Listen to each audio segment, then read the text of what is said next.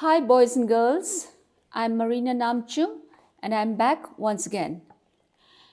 I have already finished the short stories and I had told you that various videos would be following regarding some important points that we need to discuss.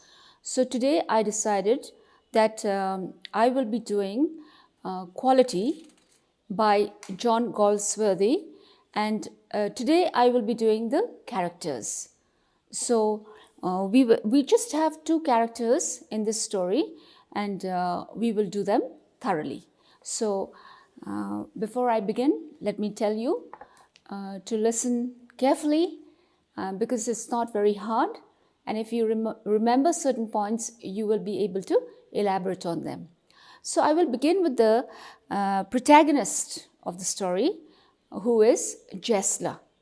Now, Gessler, as I said, is the protagonist of the story, who is an established shoemaker. He lives in a world of his own. He has a lot of respect and love for his work, and he does not believe in advertisement. He has two small shops made into one. And now we describe Gessler a bit. He had a yellow, crinkly face, crinkly reddish hair and beard, and neat folds slanting down to his cheeks. His voice was one-toned, and it was guttural, and he had grey-blue eyes. He spoke with a typical German accent. Now, he had an elder brother who was exactly like him. Mr. Gessler was a perfectionist by nature. Now, this point is very important, and you can write a lot under this point. The motto of his life was to make quality shoes. He never did compromise with the raw material or labor and tailored it to the needs of the customer, of all his customers. Mr. Gessler was one such man whose sole passion in life was boot making. Gessler was a man who did not work to earn money. He was totally dedicated to his work. He was not a man who had chosen it as his profession. It was his vocation. Now, there's a difference here. People like Gessler have been known for their dedication to the craft. By looking at a pair of shoes, he could easily tell which areas of the shoes were defective. He had, on one occasion, told the narrator that shoemaking was an art. He did work for hours at a stretch. He was a passionate worker. He did all the work by himself. Perhaps he could not rely on anyone. At one time, he was forced to give up a part of the shop as managing the shops at times became very difficult. Even then, he did not think of making profit by using cheap leather or publicity. He believed in providing his customer the best. He was somewhat determined never to be dissuaded from his purpose. He was a man of firm principles, and it is this trait of his character that did not allow him to continue in the world. The elder brother had also to surrender to death, being unable to accept the loss of the other part of their shop. In the core of his heart, he felt the pain of being ousted of the workplace. The two brothers believed in sticking to their principles, not to surrender to the attractions of the modern world, indulgence to publicity, taking resort to unfair means by supplying cheap material and bringing down their standard. They rather surrendered to death, which ultimately marked the death of true art. Being unable to adjust to the highly commercialized world, where success was assessed in terms of publicity and not the standard of work, not evaluated according to excellence, art becomes extinct. They could not continue.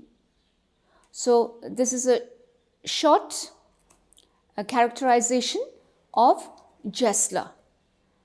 And all these various points that I have told you right now, you can elaborate on them. Now, the next character in the story Quality by John Galsworthy is the narrator. Now, we will begin. The narrator is the other character in the story who was an admirer of the Gesslers. He was acquainted to them from his youth, when he used to visit them to collect his father's boots. From his early adolescence, his familiarity with them had bred in him a certain likeness for them, so that he also became fond of them and depended on them for his needs. The narrator introduces the Gesslers to the reader as excellent bootmakers of London, who also had the opportunity of serving the royal family, but never took pride in it. It is from him we learn that they were very down-to-earth people. He had come to realize that the Gesslers had loved their work with honesty and integrity.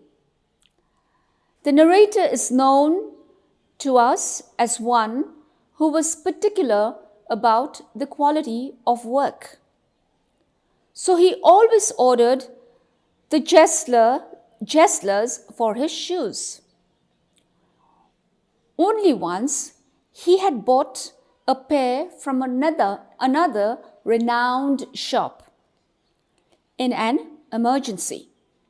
But since he had been able to determine the difference between Gesslers and others, he pointed out more than once in the story that the Gesslers were the hallmark of quality.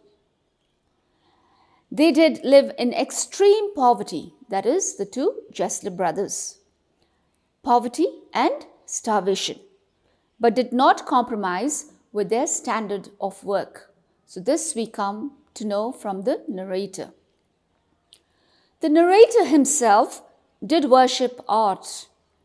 So he often visited their shop because he admired their style of work. He felt their keenness and perseverance was something that was praiseworthy. Whenever he walked into their shop, he ordered more pairs than he required.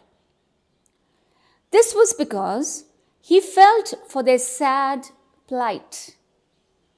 He understood their, difficult situation. He had great sympathy for the two brothers. He appreciated their method of work and had a great consideration for them.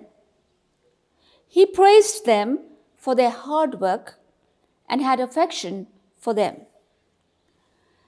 The day he came to know of the death of the elder brother, he could not stay there for long because he knew what made the artist succumb to death. He knew that it was because of poverty and starvation. Shortly after This, the death of the younger brother, told him that there was no place for art in this modern world that is meant for materialistic people. He is a young man who had concern for artists, who he knew could not survive in this world where there was no place for artistic concern and preservation of art.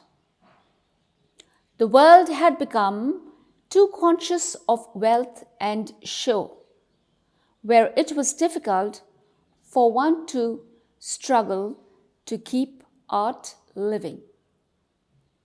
So, with this, boys and girls, I have touched the two characters in the story, quality, and I hope these points that we have dealt with right now will be of some use to you. It will be helpful for you to write the answers when you are sitting for your examination. Please remember that whatever points that I have told you right now, you can always elaborate on them with the help of the main story. And now, I would also like to tell you that when you answer your questions, please make sure that you underline the keywords. The keywords are very, very important. And, it will be very helpful to you. And when you answer the questions, please read the question carefully and answer to the point.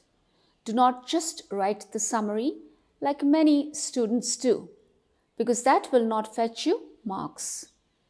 So boys and girls, please be careful while you are answering your question paper.